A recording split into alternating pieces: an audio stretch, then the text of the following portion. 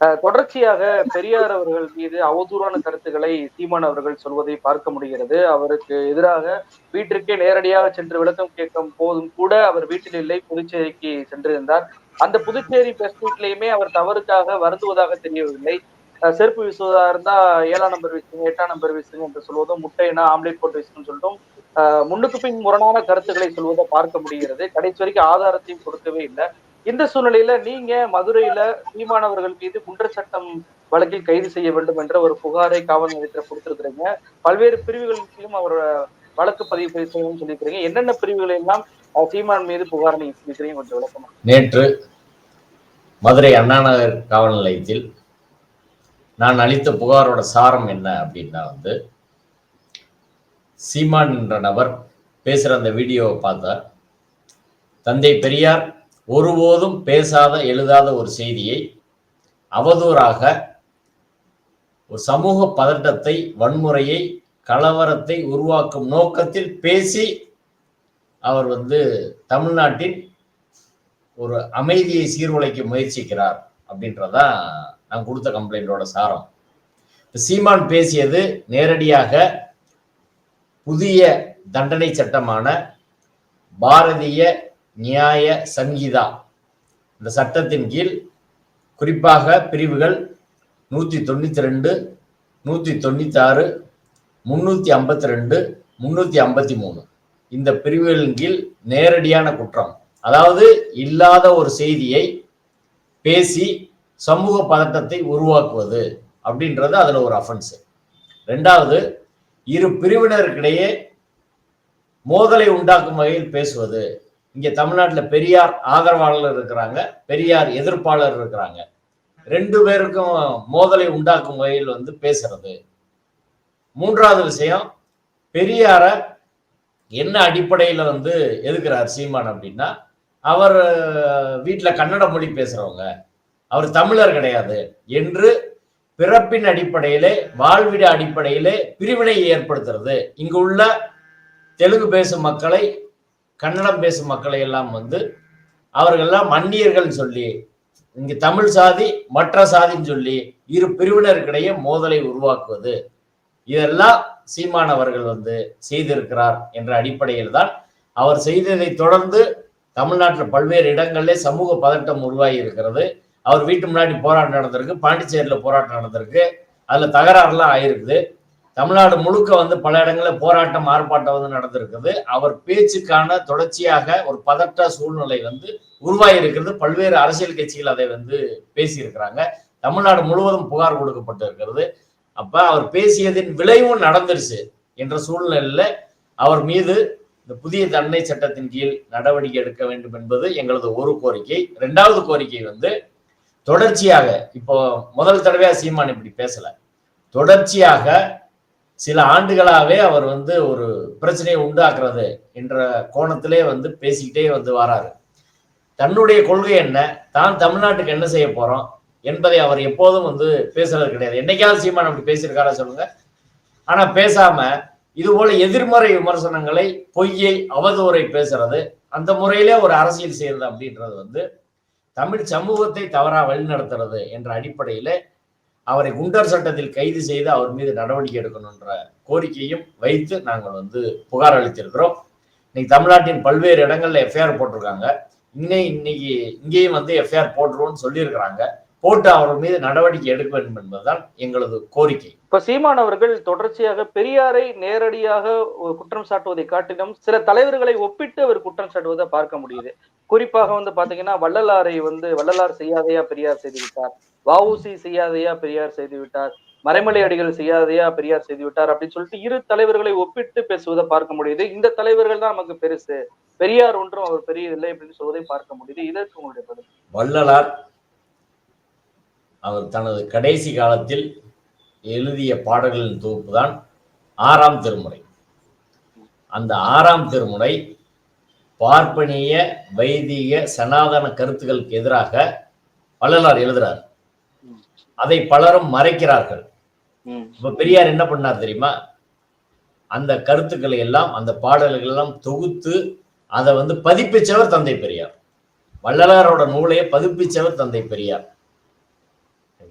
ஒண்ணு. ரெண்டாவது, மறைமலை அடிகளை சொல்றார் சீமான். இந்திய எதிர்ப்பு போராட்டத்திலே தந்தை பெரியாரோடு உடனின்றவர் தான் மறைமலை அடிகளார். அவரோட கருத்துக்கள் சென்னை பல்கலைக்கழகத்துல அறிவுரை கொத்துன்னு சொல்லி நூலா வச்சிருந்தாங்க. இதை அன்றைய அரசாங்கம் எடுக்கிற போது அதற்கு எதிராக பெரியார் போராடி திரும்ப அந்த எடுக்க விடாம தடுத்தவர் தந்தை பெரியார் அவர்கள். அடுத்து வஉசி சொல்றாரு. வஉசியை அடிக்கடி சீமான் வஉசி பெரியார் அப்படின்னு ஒப்பிட்டு பேசுறாரு. முதல்ல இந்த ஒப்பீடுகளே பிரச்சனை. அதாவது ஒருத்தர் பேசின கருத்தை அவர் வாழ்ந்த காலத்தில் இருந்த கால சூழலோடு தொடர்புபடுத்திதான் பார்க்கணுமே ஒழிய, நீங்க இன்னைக்கு சூழ்நிலைக்கு அந்த விஷயங்கள் எல்லாத்தையும் அப்படி பார்த்தா அது நிச்சயம் பல்வேறு விஷயங்கள் பொருந்தாமல் தான் இருக்கும். இப்போ உதாரணத்துக்கு சீமான் பேசினது, சீமான் ஒரு 15 வருஷத்துக்கு முன்னாடி பேசினது, போன வருஷம் பேசினது, போன மாசம் பேசினது, இன்னைக்கு பேசுறது, இன்னும் ஒரு மாசம் கழிச்சு பேச போறது, 4 வருஷம் கழிச்சு பேச போறது, இதெல்லாம் 50 வருஷம் கழிச்சு ஒருத்தன் பார்த்தான்னு வைங்க, சீமான் மாதிரி ஒரு மனநிலை பாதித்த பைத்தியக்காரன் இருந்திருப்பானா அப்படின்னு யோசிப்பாங்களா இல்லையா சொல்லுங்க? அப்படி மாத்தி மாத்தி ஏதாவது பேசியிருக்கான், மாத்தி மாத்தி தானே பேசியிருக்காரு. ஏதாவது ஒரு விஷயம் கரெக்டா பேசியிருக்காரா சொல்லுங்க? அப்ப அந்த வாழ்ந்த கால சூழ்நிலையோடு அந்த கருத்தை நீங்க பொருத்தி பார்க்கணும். இதைத்தான் இந்துத்துவவாதிகள் செய்யறாங்க. இதைத்தான் RSSம் பாஜகவும் செய்கிறது. முகலாயர் காலத்துல அன்னைக்கு எல்லா மன்னரும் எல்லாரும் மேல படையெடுத்தான். சேர சோழ பாண்டியர்கள் அவங்களுக்குள்ளே அடிச்சுக்கிட்டாங்க, வேற இடத்துல படையெடுத்தாங்க. மன்னராட்சின்றதே ஒரு நாட்டின் மீது இன்னொரு நாள் படையெடுத்து தாக்குறது அப்படின்றது காலங்காலமா நடந்துச்சு. ஆனா ஏதோ இஸ்லாமிய மன்னர்கள் மட்டும்தான் தொடர்ச்சியா அப்படி பண்ணி இங்க உள்ள இந்துக்களை தாக்கியது போல இன்னைக்கு சூழ்நிலைக்கு கோயில் அடிச்சாங்க, அதை அடிச்சாங்கன்னு சொல்லி எடுத்துட்டு வராம பாருங்க. அதே அரசியலைத்தான் இங்க வேற வடிவத்துல சீமான் பண்றாரு. ரெண்டும் அடிப்படையில் சாரம் ஒண்ணுதான். இப்ப வஉசிக்கு வருவோம். வஉசியை பொறுத்தவரை தந்தை பெரியாரை தன் தலைவர் என்று கோவில்பட்டியிலே 1927 நடந்த மாநாட்டுல 2 பேரும் கலந்துக்கிறாங்க. அப்ப அங்க திராவிட இயக்கம் என்ற பேரில திராவிடர் கழகம் என்ற பேர்ல ஒரு அமைப்பு இயங்குது. அந்த கூட்டத்துல 2 பேரும் கலந்துக்கிறாங்க. பெரியாரை தனது தலைவர்னு சொல்லி வஉசி சொல்றாரு. பெரியார் அப்படியெல்லாம் சொல்லக்கூடாது, வஉசியை பார்த்தா நான் இந்த அரசியலுக்கே வந்தேன், அவர் மிகப்பெரிய தியாகக்காரர் அப்படின்னு சொல்றாங்க.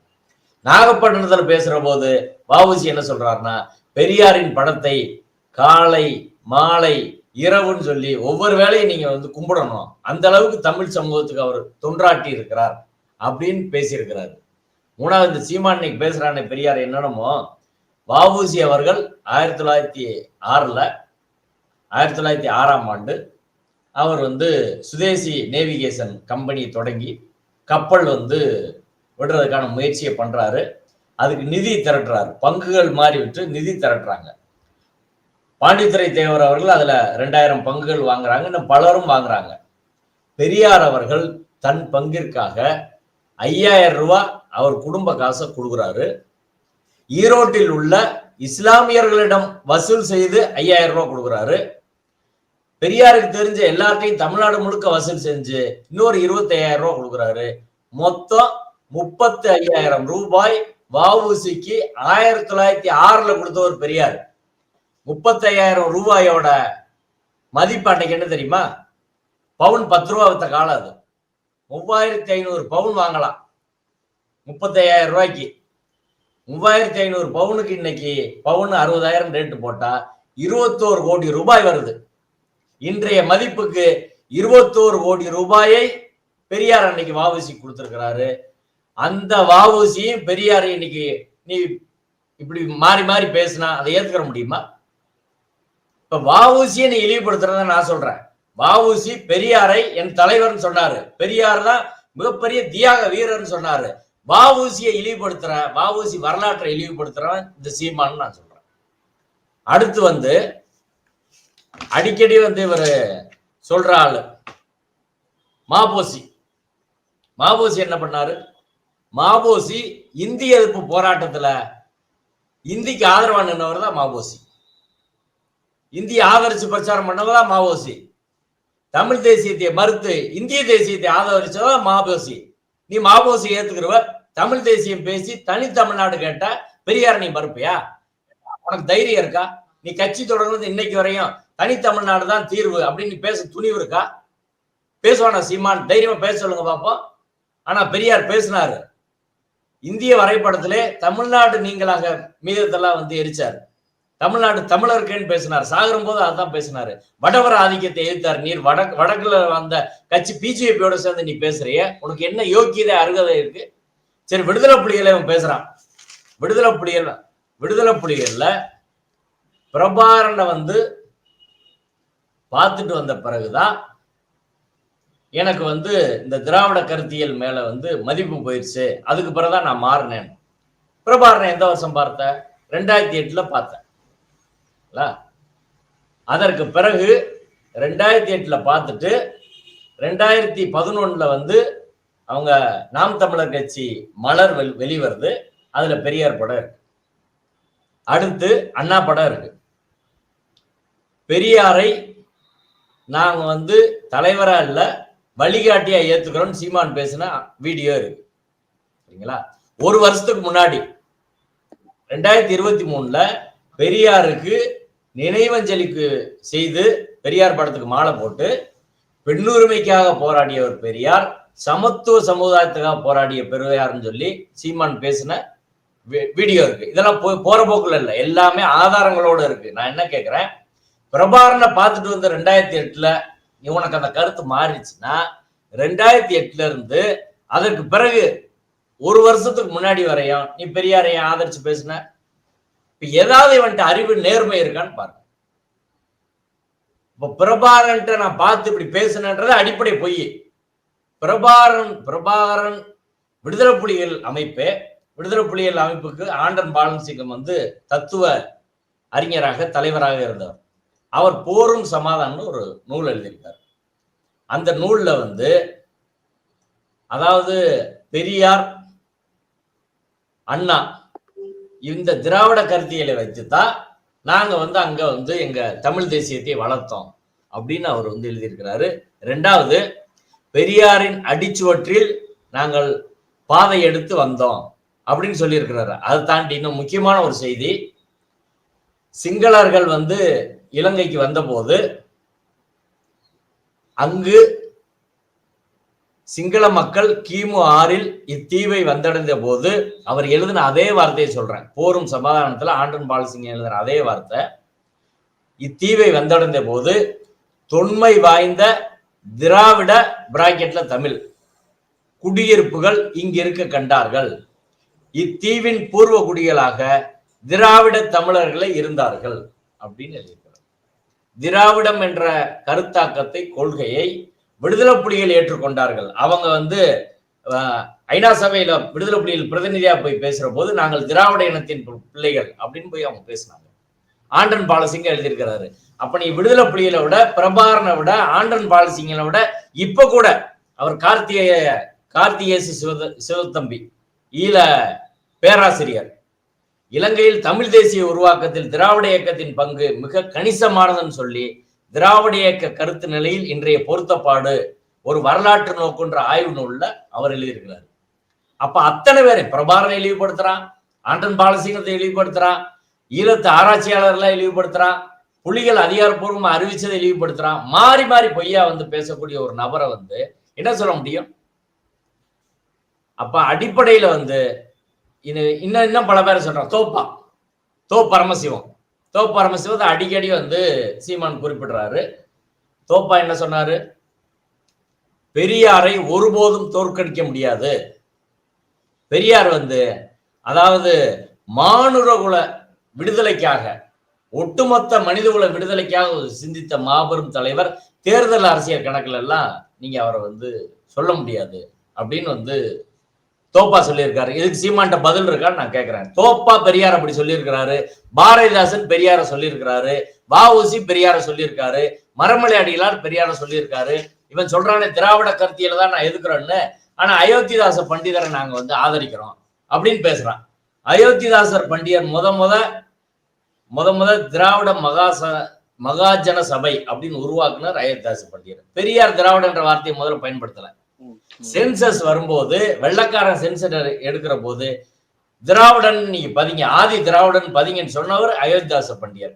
அயோத்திதாச பண்டிதன் வார்த்தையைத்தான் ஆரியத்துக்கு எதிர்ப்பாக திராவிடம் என்ற சொல்லை அதுக்கப்புறம் தமிழ்நாட்டில் பயன்படுத்துறாங்க, பெரியார் பயன்படுத்துறாரு.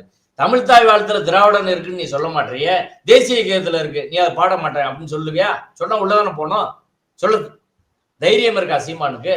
அப்ப இவன் சொன்ன அத்தனை தலைவர்களும் பெரியாரை மதித்து இருக்கிறார்கள், திராவிட கொள்கையை ஆதரித்து இருக்கிறார்கள் அப்படின்றதா உண்மை. அப்படி இருக்கிற போது வாய்க்கு வந்ததெல்லாம் சீமான் பேசுறது அப்படின்றத எப்படி ஏத்துக்கிற முடியும்னு தான் எனக்கு வந்து தெரியல. இந்த பெரியார வந்து முரண்பாடுகளின் மூட்டை அப்படின்னு இவன் பேசுறான்.